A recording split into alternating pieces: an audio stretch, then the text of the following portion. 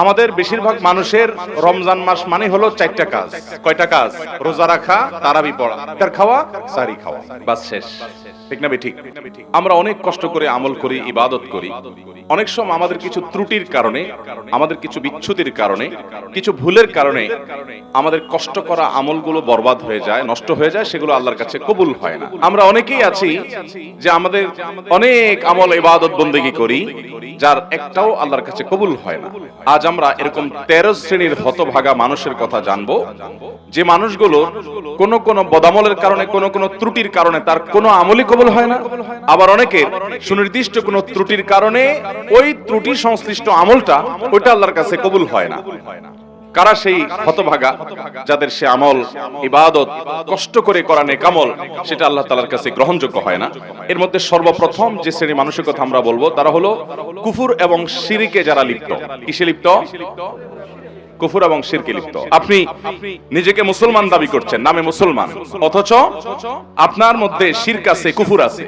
তো এরকম যদি হয় তাহলে শিরক এবং কুফরে থাকা ব্যক্তি, এই ব্যক্তি যত নেক আমল করুক, সে নিজেকে মুসলমান মনে করছে, হয়তো তিনি 5 ওয়াক্ত নামাজও পড়েন, কিন্তু তার মধ্যে যদি শিরকে আকবর থাকে, কোন শিরক থাকে, মানে বড় শিরক, যে শিরকটার কারণে মানুষ ইসলাম থেকে খারিজ হয়ে যায়, তার মধ্যে যদি কুফরি থাকে, যেটার কারণে মানুষ ইসলাম থেকে খারিজ হয়ে যায়, তাহলে এই ব্যক্তি নিজেকে যত মুসলমান মনে করুক, আমরা সবাই হয়তো মুসলমান তাকে মনে করি, সে হয়তো মসজিদেও আসে, সে হয়তো নামাজও পড়ে, সে হয়তো হজ উমরা করতেও যায়, অথচ তার কোন আমল, সে নামাজ পড়ুক, রোজা রাখুক, হজ করুক, যাকাত করুক, দান করুক, সাদাকা করুক, তার কোন আমল আল্লাহর কাছে গ্রহণযোগ্য হয় না।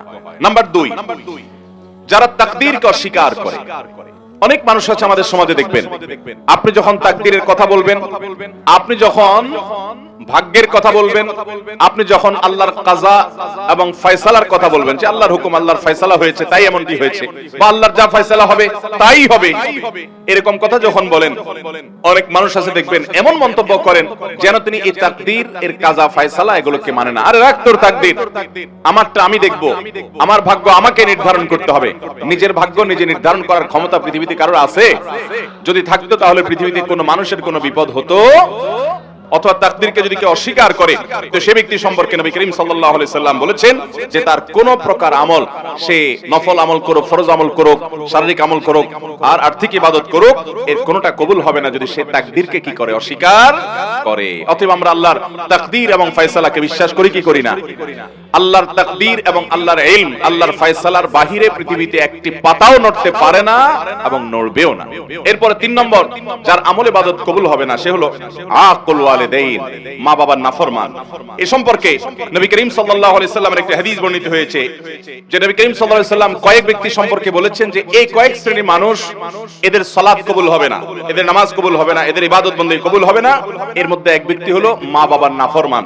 আমাদের সমাজে আজকাল অনেক নামাজি ছেলেও পাওয়া যায়, কিন্তু বাবা মাকে সালাম দেয় না। আছে না নাই? বাবা মাকে সালাম দিতে যদি লজ্জা হয়, তাহলে এই লজ্জা কুফরির অঙ্গ। এই লজ্জা কিসের অঙ্গ ভাই? সব লজ্জা কিন্তু ঈমানের অঙ্গ না। যেই লজ্জা আপনাকে হারাম থেকে বাঁচায়, ওইটা হলো ঈমানের অঙ্গ। আর যেই লজ্জার কারণে আপনি ভালো কাজ করতে পারেন না, নেক আমল করতে পারেন না, জড়তা তৈরি হয়, বুঝবেন এটা শয়তান তৈরি করছে, এটা ঈমানের অঙ্গ না, এটা কুফরির অঙ্গ। ওই লজ্জাকে জয় করতে হবে, সেই লজ্জাকে কি করতে হবে? অতএব বাবা মাকে সালাম দেব তো ইনশাআল্লাহ, ভাই বোনকে সালাম দেব তো ইনশাআল্লাহ। অনেক ভাই আছেন আমাদের, তিনি খুব ইনোসেন্ট মানুষ, খুব ভদ্র মানুষ, খুবই সভ্য মানুষ, আখলাকি মানুষ, সবার কাছে ভালো, কিন্তু মা বাবার কাছে আসলে সবচেয়ে বেয়াদব। আছে না নাই? ভাইরা আমার, আমাদের তরুণ প্রজন্মের এরকম দুরবস্থা চলছে আজকাল, যে তরুণদেরকে যদি জিজ্ঞাসা করা হয়, আল্লাহর জমিনে চোখ বন্ধ করে কিছু হোক বা না হোক, চুন থেকে নুন খসলেই যাকে ঝাড়ি দেওয়া যায় তার নাম কি? মা। সন্দেহ আছে কোনো? আমাদের যুবকদের কাছে এটা এখন ডালভাত হয়ে গেছে না, যে অন্য কোথাও ঝাড়ি না চললেও যাকে ঝাড়ি দেয় তিনি কে? মা। আহা, যে লোকটাকে সবচেয়ে বেশি শ্রদ্ধা করার কথা, যে লোকটা তার কোন প্রকার কষ্ট হতে পারে এমন কোন শব্দ পর্যন্ত উচ্চারণ করা নিষিদ্ধ, সে লোকটার সামনে সবচেয়ে বেশি দুর্ব্যবহার। মা বাবার যারা নাফরমানি করে, মা বাবা বলে ডানে যাও, সে যায় বামে। মা বাবা যদি কোনো নির্দেশ করেন এবং সেই নির্দেশ যদি আল্লাহর কোনো নির্দেশের খেলাফ না হয় সরাসরি, তাহলে সেই নির্দেশ মানা সন্তানের জন্য ওয়াজিব। সেটা সন্তানের জন্য মানা কি আবশ্যক। সেটা না মানলে আপনি গুনাহগার হবেন। অনেক ভাই আছেন অন্য সব দিক থেকে ভালো, কিন্তু মা বাবার কথা মানেন না, মা বাবার নাফরমানি করেন, মা বাবার বেয়াদবি করেন। আব্দুল্লাহ ইবনে আব্বাস রাদিয়াল্লাহু তাআলা বলেছেন, তুমি তোমার বাবার সামনে জামা ঝাড়া দিয়েছো, এরকম করে জামা ঝাড়া দিয়েছো, ঝাড়া দিয়ে শুধু ধুলা পরিষ্কার করছো, তুমি বেয়াদবের খাতায় নাম লেখাইছো। কারণ তোমার এটা বাবা মার নাফরমানি, হুকুকুল ওয়ালিদাইনের অন্তর্ভুক্ত। ভাইরা আমার, আমাদের শরীরের চামড়া দিয়ে যদি আমরা বাবা মাকে জুতো বানাই দেই, আল্লাহর কসম তারপরে তাদের ঋণ শোধ হবে না। তাদের ঋণ আপনি শোধ করতে পারবেন না। আপনার বাপ অনেক খারাপ, আপনার মা অনেক খারাপ, আপনার কিছু করে না, তারা আপনার আরেক ভাইয়ের দিকে খেয়াল রাখে, আপনার দিকে খেয়াল রাখেন, আপনার শত বিচার থাকতে পারে, শত অভিযোগ থাকতে পারে, শুধু আপনার দুনিয়া আসার কারণ এবং মাধ্যম যে তারা হয়েছেন, এই ঋণটা সারা জীবন আপনি আদায় করে শেষ করতে পারবেন না। আল্লাহ তাআলা আমাদেরকে মা বাবার আনুগত্যকারী, মা বাবার হুকুম মাননেওয়ালা সন্তান হওয়ার তৌফিক দান করুন। মা বাবার অনুগত সন্তান হব তো ইনশাআল্লাহ। বাবা মার সামনে মাথা থাকবে নিচু, ভাইরা মাথা উঁচু হবে না। যদি কখনো জোরে কথা হয়ে যায়, দেরি করবেন না, সাথে সাথে পা জড়িয়ে যেভাবে হোক চোখের পানি ফেলে মাপ চেয়ে নেবেন। আপনার সন্তানদের সামনে, আপনার স্ত্রীর সামনে যদি জোরে কথা বলেন, তো আপনার স্ত্রী সন্তানের সামনে আবার মাপ চাবেন, ঠিক আছে তো ইনশাআল্লাহ? তাদের সামনেই আবার মাপ চাবেন। ভাইরা আমার, মানুষ হিসেবে আমাদের অনেকেরই হয়, আমার আব্বা আম্মার সাথে যদি কখনো আমার জোরে কথা বলা হয়ে গেছে, এরকম মনে হয়, যদি আমি কারোর সামনে করেছি, তাদের সামনেই আবার তৎক্ষণাৎ যখন একটু হুঁশ ফিরে আসছে, কি করলাম আমি, সাথে সাথে চোখের পানি ফেলে মাপ চাওয়ার এই অভ্যাস সারা জীবন আমি ধরে রাখছি। 4 নম্বর, দান করে যে খোঁটা দেয় তার ওই দানটা কবুল হয় না। অন্যান্য আমল কবুল হয়, কিন্তু দানের আমলটা কবুল হয় না। যে দান করে কি করে, খোঁটা দেয়। আমরা যত মানুষ দান করি, বেশিরভাগ মানুষই দেখবেন বা একটা বড় অংশ দেখবেন আমাদের সমাজে, যারে দান করছে বিশেষ করে মানুষের উপকার করলে, এটা আমরা বিভিন্ন ভাবে ইনিয়ে বিনিয়ে, ইশারা ইঙ্গিতে ঘুরিয়ে ফিরিয়ে বলার চেষ্টা করি। এই রোগটা আমাদের মধ্যে আছে না নাই? আল্লাহ তাআলা কোরআনে কারিমে বলেছেন, নেককার মানুষদের পরিচয় কি? সূরা দাহরের ভিতরে আবরার, মুত্তাকি, জান্নাতি মানুষের বৈশিষ্ট্য, তাদের গুণ, তাদের সিফাত উল্লেখ করতে গিয়ে আল্লাহ বলেছেন, ওয়া ইউতঈমুনা আত-তাআমা আলা হুব্বিহি মিসকিনাও ওয়া ইয়াতীমাও ওয়া আসীরা। যে নেককার মানুষ হলেন তারা যারা আল্লাহর মহব্বতে মানুষকে খাদ্য দেয়, মিসকিনকে দেয়, বন্দীকে দেয়, এই মানুষগুলোকে দেয়, এবং বলে তারা, লা নুরিদু মিনকুম জাযাআও ওয়ালা শুকুরা ইন্নামা নুতঈমুকুম লিওয়াজহিল্লাহ। তোমাদেরকে যা দিয়েছি আল্লাহর কাছে দিয়ে, আল্লাহর জন্য দিয়েছি। তোমাদের কাছ থেকে প্রতিদানও আশা করি না, ফিডব্যাকও আশা করি না, এমনকি থ্যাঙ্কসও আশা করি না। কি আশা করে না? থ্যাঙ্কসও আশা করে না, মানে স্বীকৃতিরও আশা করে না। আমরা অনেককে উপকার করার পর দেখা যায় সে এটা স্বীকারও করে না। সে যে স্বীকার করে না, এটা তার দোষ। মাল্লাম ইয়াশকুরিন নাস লাম ইয়াশকুরিল্লাহ। সে স্বীকার না করার কারণে সে গুনাহগার হবে। কিন্তু আপনি স্বীকারের আশা করবেন না, তার স্বীকার দিয়ে আমি কি করব? আমার তো সওয়াব পাওয়া দরকার কার কাছে? আল্লাহর কাছে। যদি সওয়াব পাওয়ার দরকার হয়, আমি কারোর কাছ থেকে কোনো আশা করব, সে আমাকে চিনেও না এমন একটা ভাব ধরে, কোনো অসুবিধা নেই। তার চেনাচেনিতে কি আসবে যাবে? আমার রব যদি জানেন আমি দিয়েছি এবং তিনি যদি এটা সংরক্ষণ করেন, যথেষ্ট। আর কিছু দরকার আছে? এটা হলো দান। এই দানের সওয়াব পাওয়া যাবে। আর দান করে যার দান করছেন তারে আপনি বিভিন্ন ভাবে খোঁটা দিলেন, খোঁচাখুচি করে দিলেন না, মানুষের সামনে বলে বেড়ালেন, অথবা সে যেন স্বীকৃতি দেয় এটার আশায় বসে থাকলেন, তাহলে আপনার এই আমলের সওয়াব আল্লাহর কাছে পাবেন না। এই দান আল্লাহর কাছে কবুল হবে। আমার দেশে অনেক মানুষ আছে মসজিদ মাদ্রাসায় দান করে, কিন্তু উনি আশা করে ওনার নামটা মাইকে হুজুর জোর করে বলে দেখ, আছে না নাই? যদি তার উদ্দেশ্য থাকে যে আমারটা শুনে আমার আরেক বন্ধু দিবে, আরেকজন দিবে, উৎসাহিত করব অন্যদেরকে, তাহলে ঠিক আছে, সেটা হলে জায়েজ আছে। কারণ আল্লাহ তাআলা কোরআনে কারিমে বলেছেন যে ইন তুখফুস সাদাকাত ফানি'আম্মা হিয়া। তার আগে অংশটা কি? ইন তুবদুস সাদাকাতি ফানি'আম্মা হিয়া ওয়া ইন তুখফুহা ওয়া তুতুহাল ফুকারা ইলা আখিল আয়া। যদি দান প্রকাশ্যে করো, অর্থাৎ অন্যকে উৎসাহিত করার উদ্দেশ্যে, তাহলে তো অনেক ভালো। আর যদি গোপনে করো, যাতে করে তোমার ইখলাসের কোনো ঘাটতি না হয়, তো সেই দানের আল্লাহ তাআলা প্রশংসা করেছেন। এটা নিয়তের উপর নির্ভর করবে। আমি যখন ঢাকা এক মসজিদে নামাজ পড়াই, 2002-3 সন এরকম সময় হবে, তখন আমার এক মুসল্লি মসজিদের, ওই আল্লাহর, তাহলে ভাই যাদের আমল কবুল হয় না, সেই মানুষগুলোর 4 নম্বর মানুষ বলেছি, যারা দান করে মানুষকে খোঁটা দেয়, তাদের অন্যান্য আমল কবুল হয়, কিন্তু দানের আমলটা কবুল হয় না। 5 নম্বর, ওই কপাল পোড়া এবং হতভাগা মানুষ, যার কোন আমল ইবাদত কিছুই কবুল হবে না। সে হলো নবী করিম সাল্লাল্লাহু আলাইহি সাল্লামের শহর মদিনায়ে মুনাওয়ারায় যে হারামে যে ফাসাদ সৃষ্টি করে, ফিতনা সৃষ্টি করে, অশান্তি সৃষ্টি করে, হাঙ্গামা করে, গন্ডগোল ফাসাদ করে। নবী করিম সাল্লাল্লাহু আলাইহি সাল্লামের হাদিস বর্ণিত হয়েছে বিষয়ে সহিহ বুখারীতে, তিনি বলেছেন এই মদিনা মান আহদাসা ফিহি হাদাসান, এখানে যে ব্যক্তি কোন দুর্ঘটনা ঘটাবে, আও আওয়া মুহদিসান, অথবা এই মদিনায় কোন দুর্ঘটনাকারীকে যে ব্যক্তি আশ্রয় দান করবে, ফাআলাইহি লানাতুল্লাহ ওয়াল মালাইকাতু ওয়ান নাস আজমাইন, ওই ব্যক্তির উপর আল্লাহর লানত, ফেরেশতাদের লানত, সমস্ত মানুষের লানত বর্ষিত হয়। এবং লা ইকবালু মিনহু ইয়াউমাল কিয়ামাতি সালাতুন ওয়া সারফুন ওয়ালা আদলুন, কিয়ামতের দিন তার কোন আমল আল্লাহর কাছে কবুল হবে।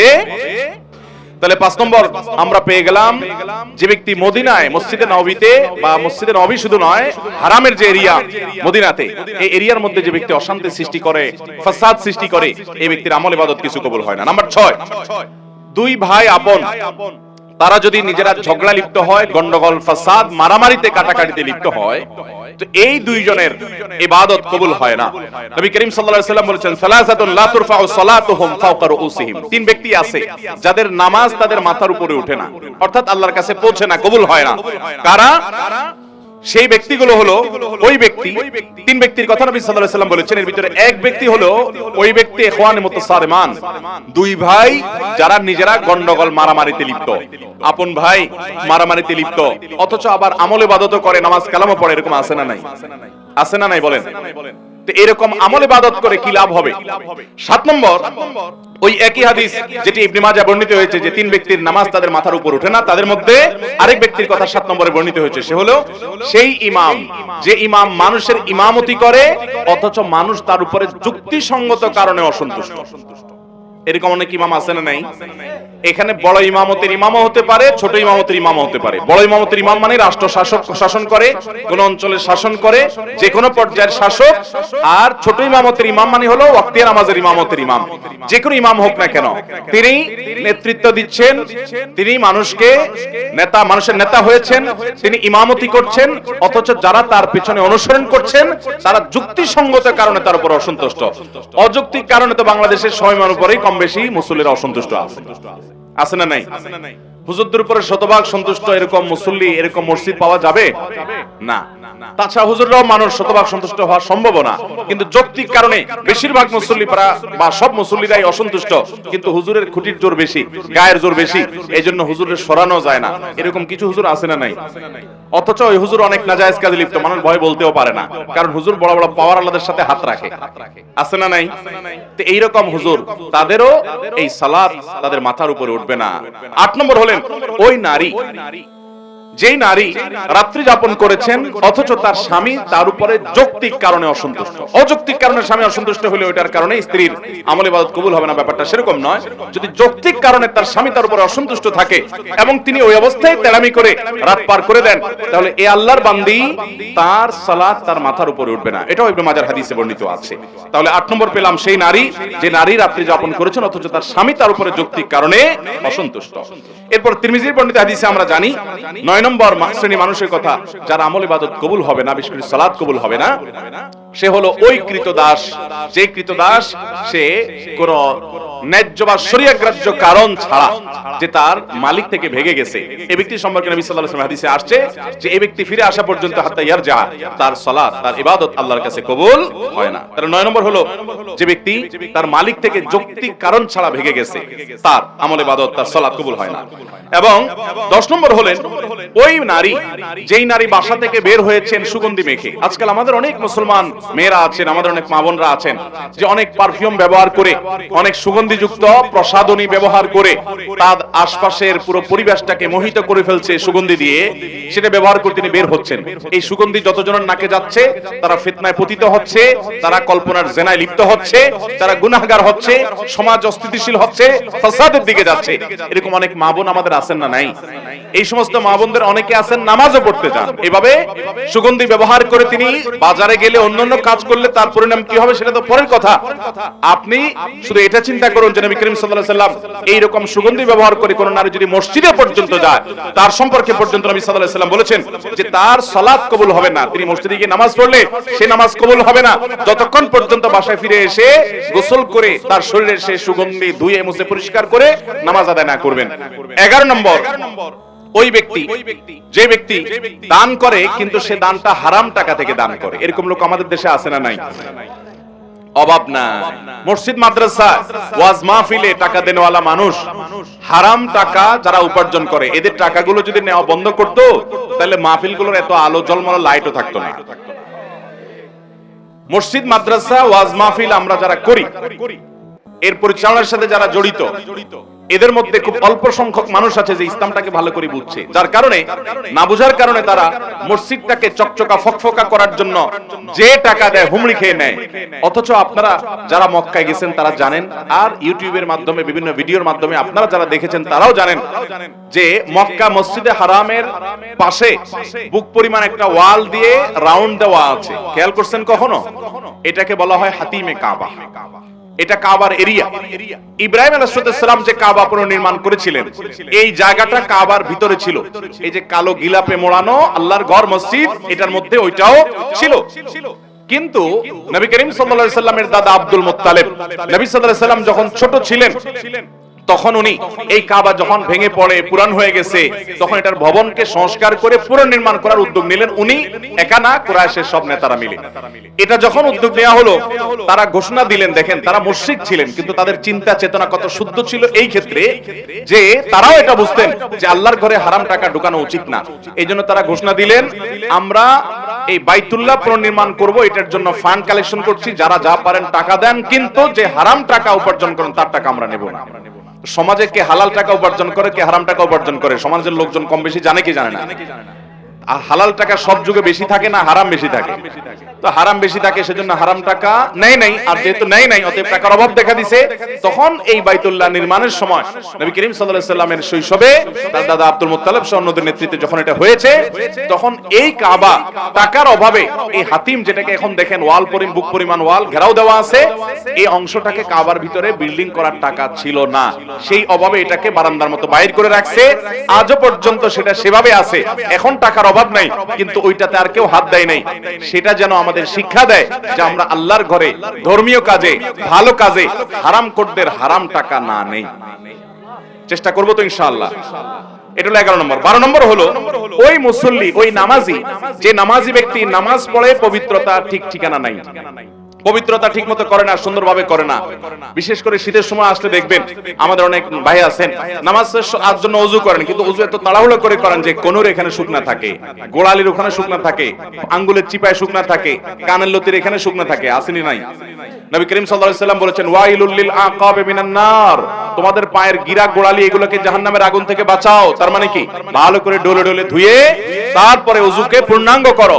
ওযুর যত নির্দেশ আছে উলামায়ে কেরাম বলতে পারবেন, ওযু সম্পর্কিত যত নির্দেশ নবী করিম সাল্লাল্লাহু আলাইহি সাল্লামের আছে, তার সবগুলাতে একটা শব্দ আছে, সেটা হলো ইসবাগুল ওযু, আসবিগুল ওযু। তার মানে আকমিলুল ওযু, অর্থাৎ ওযুকে পরিপূর্ণভাবে করো, উত্তম রূপে করো, ভালোভাবে করো। ওযু ভালোভাবে করার মানে এই না যে পানি এক বালতি খরচ করেন, পানি খরচ করবেন কম, কিন্তু কোন জায়গা শুকনা থাকতে পারবে না, ভালো করে ডলে দিতে হবে। 13 নম্বর এবং সর্বশেষ হলো যেই নারী নামাজ পড়ে, প্রাপ্তবয়স্কা নারী, অথচ তার মাথায় ওড়না নাই যেভাবে ওড়না দেওয়া দরকার, অর্থাৎ নামাজের জন্য যতটুকু সতর ঢাকা দরকার ততটুকু যদি ঢাকা না থাকে তাহলে তারও কি হবে না? ওই নামাজ কবুল হবে না। তিরমিজি হাদিসে আসছে নবী করিম সাল্লাল্লাহু আলাইহি ওয়াসাল্লাম বলেছেন, লা তুকবালু সালাতু হাইদিন ইল্লা বিল খিমার, একজন প্রাপ্তবয়স্কা নারী তিনি খিমার অর্থাৎ ওড়না ছাড়া, অর্থাৎ সতর পরিপূর্ণভাবে ঢাকা ছাড়া নামাজ পড়লে নামাজ হবে না।